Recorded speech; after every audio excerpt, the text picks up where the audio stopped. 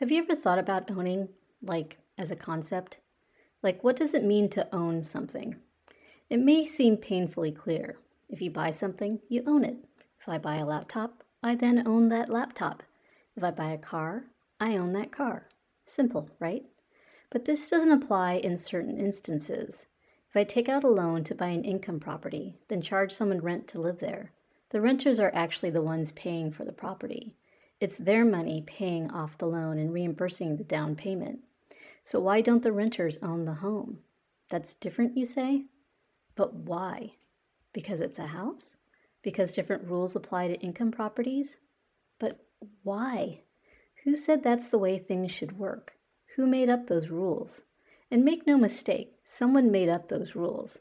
There is no law of nature or the universe that necessitates the existence of landlords and private property. Humans made up that rule. Wealthy, mostly white, mostly racist humans, by the way. But I digress.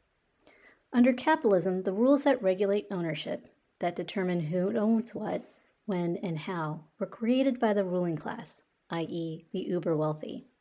Those rules were created to siphon wealth from the lower classes and to render them more exploitable. If you start to unpack how ownership works, this reality becomes evident. Let me give you one more example. If you steal something, do you then own it? Like if you steal some ibuprofen or a pack of diapers from a Walmart, do you then own those things? Or if some dude murders a farmer and his family, then takes over his farm, does he own the farm? I think we all agree that no, those people don't own those things because they've stolen them. They've obtained them through violence. You probably see where I'm going with this, right?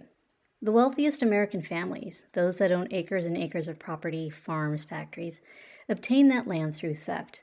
They murdered and ethnically cleansed indigenous people and then claimed their land as their own. They didn't pay for it or compensate indigenous people in any way. So why do we say the white settlers own the land? That's different? Again, I ask, why? They stole that land. So how in the world do they own it? Imagine if China sent a bunch of settlers here, who then killed Americans to obtain their land, then said they owned it because they were putting it to better use. You'd be outraged, right? But how is that different than what white settlers did? It's not different. We've been conditioned to think it's different. We the people didn't create the rules. The 0.1% did. The rules, definitions, norms, morals, all serve them and keep us in our place.